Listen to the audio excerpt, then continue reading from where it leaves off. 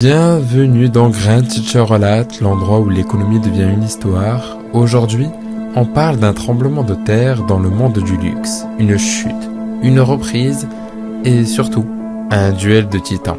LVMH a perdu sa couronne. Hermès a osé la lui prendre. Mais pourquoi? Comment? Et surtout, que nous dit cette bataille silencieuse sur l'état du monde? Restez avec moi. Vous allez comprendre bien plus que ce que vous ne l'imaginez.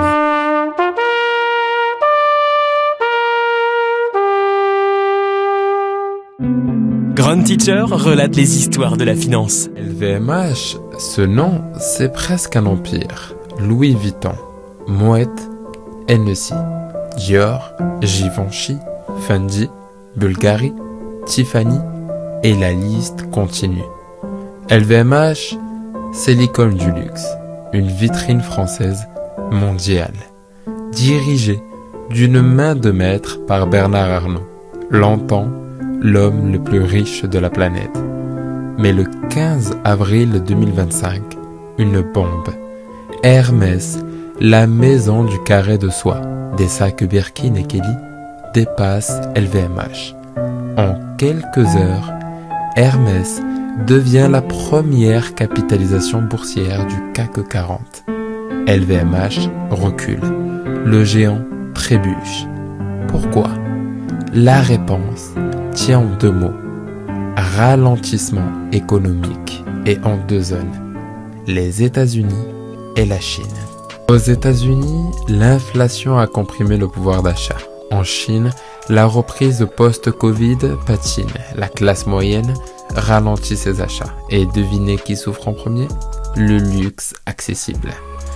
Oui, ce luxe qui repose sur les millions d'acheteurs qui veulent s'offrir un bout de rêve. Un parfum Dior, une ceinture Louis Vuitton ou encore un bijou Tiffany. Mais Hermès, lui, joue dans une toute autre ligue.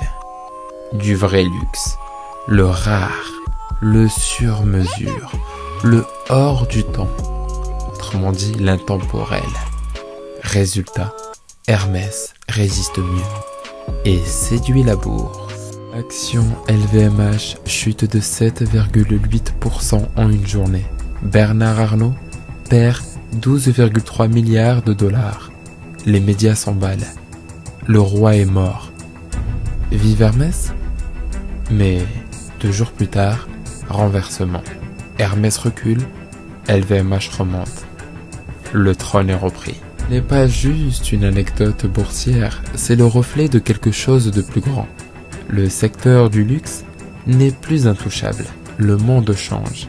La croissance facile ralentit. Même les géants peuvent vaciller.